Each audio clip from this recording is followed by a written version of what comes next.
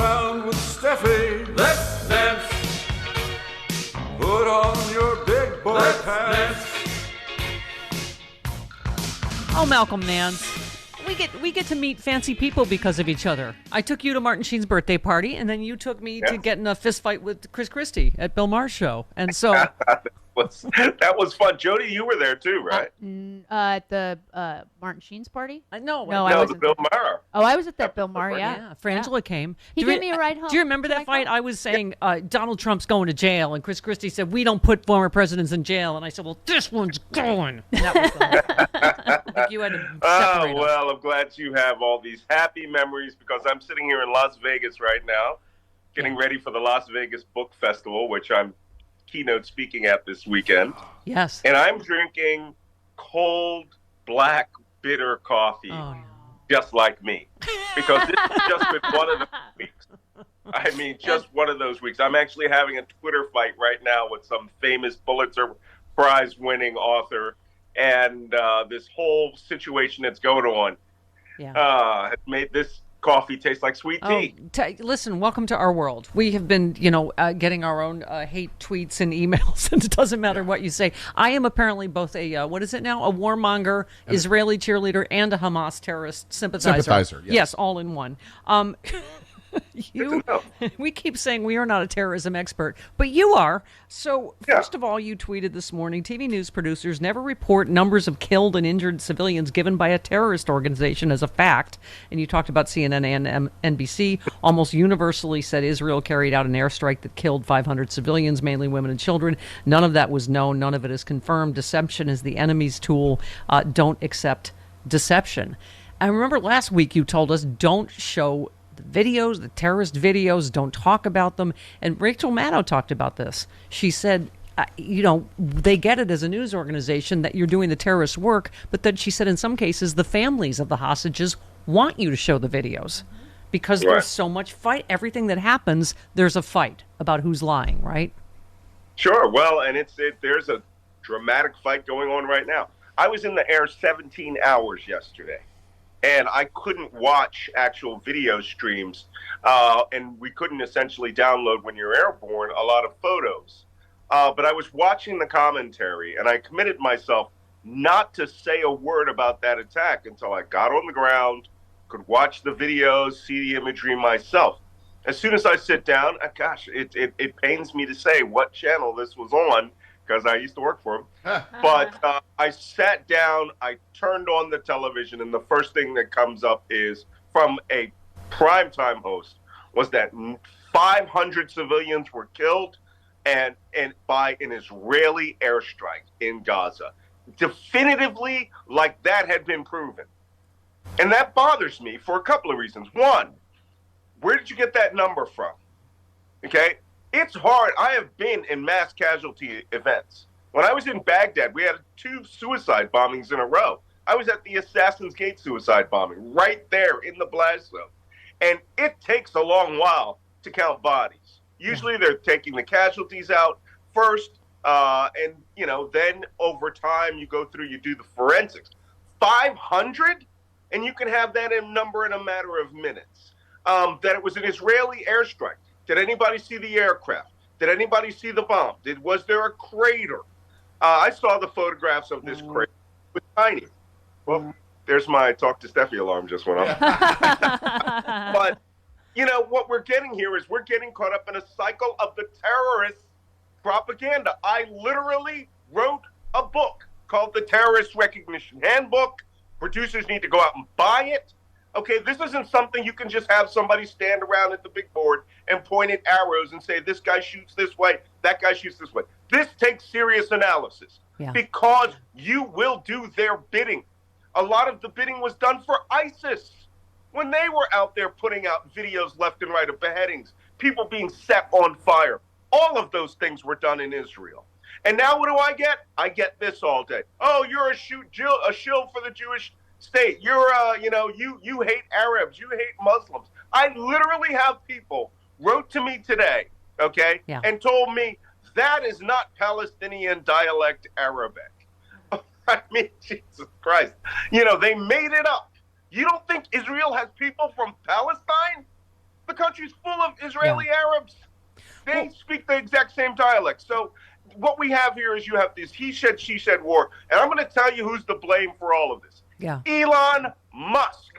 Because it would not have been this bad if we had what the way Twitter used to be, right? And that censorship of all of these things were enforced.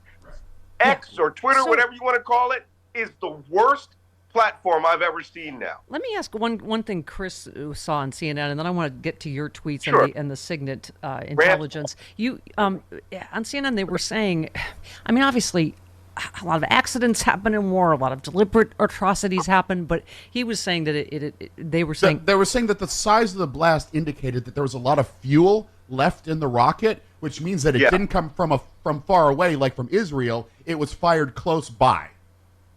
So wait. First off, we could see the rocket boost. Okay. There's a video of that rocket boost. Right. Then it malfunctions midair. The long-range rockets they try to hit Tel Aviv with are two-stage rockets. These are essentially pipes welded together. Right. They got pretty good quality control, but they do fail. Hundreds have fallen into Gaza. I've seen now the video and the real-time imagery of the parking lot. What you saw on fire were the cars that were in the parking lot. The blast hole, the hole that rocket actually made, was not more than a foot, maybe a foot and a half diameter.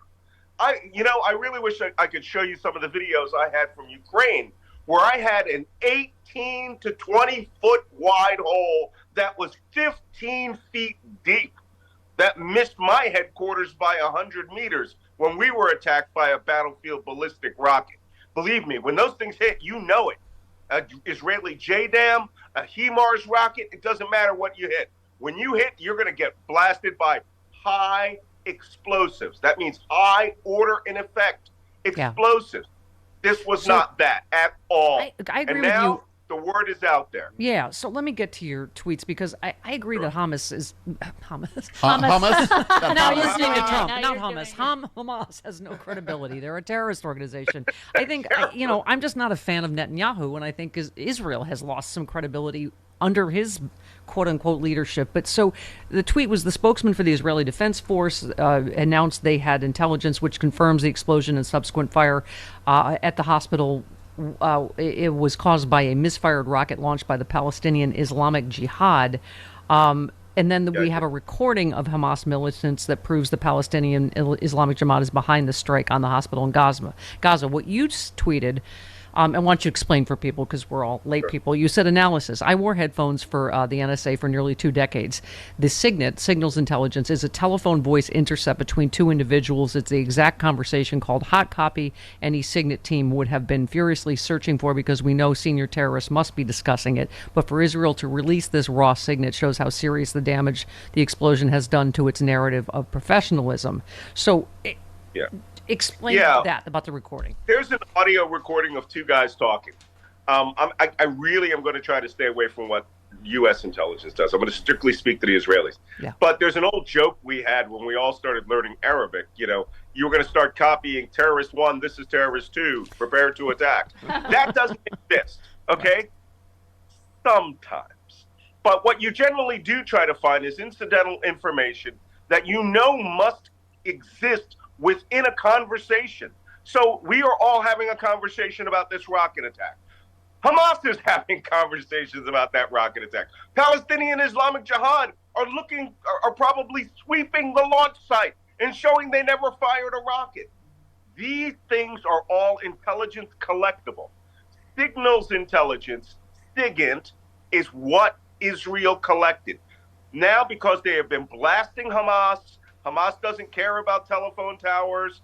Usually these kind of phone calls are between husbands and wives, not usually between bros, combat bros.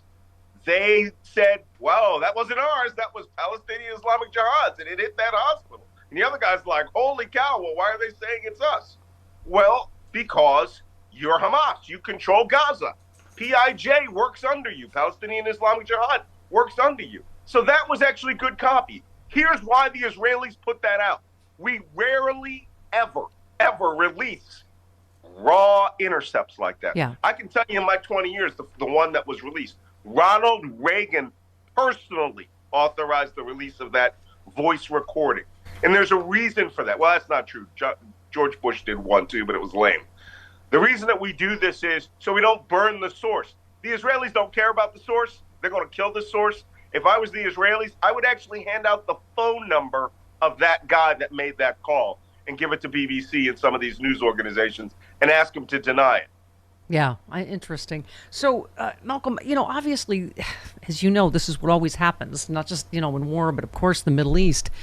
The initial thing, I got into the Twitter fight, unfortunately, over, babies being beheaded. Right? Because, obviously the President of the United States said it. Representative Dan Goldman, who was there, said it. Various news organizations. Then it sounded like they walked back, like the President didn't actually see the pictures. But it then seemed like Anthony Blinken confirmed it. But, Malcolm, I was saying, by the time you get arguing about which atrocities happened specifically or which did they burn infants to death or did they whatever?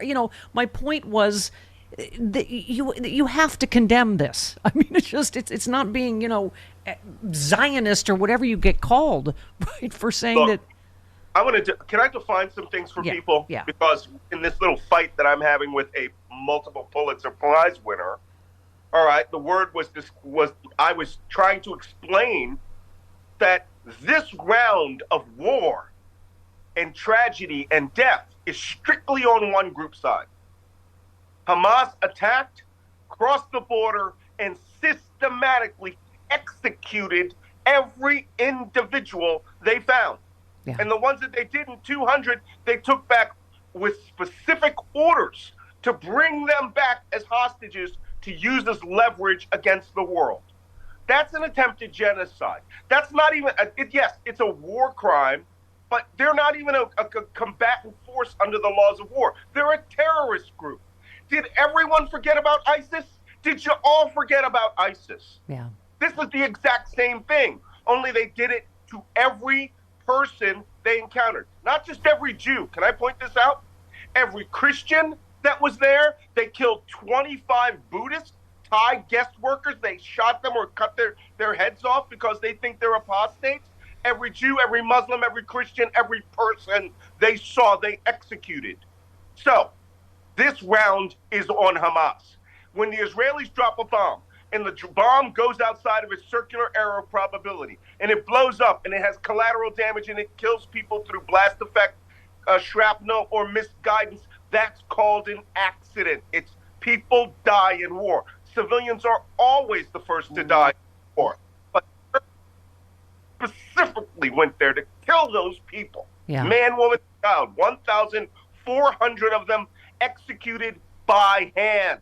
Yeah. So now that we have the term set, okay, now people should start discussing this. And I have people literally arguing, well, this has been going on a long time. Yes, since 6 BC, when the Romans occupied Judea under Emperor Augustus. So keep drawing all the lines you want, but this one's on Hamas. Okay. So this is the thing. I need you to just basically move in with me. I know you're coming to do Sexy Liberal Saturday, but can I keep you one more segment or no? Do you have to go to your book thing? Yeah, sure. Yeah, okay, because Trump's suing Christopher Steele and the Russian sources that have disappeared. I feel like you might have some thoughts. So let me talk to you about the Christopher Steele case and the dossier and all of that. Okay, 49 minutes.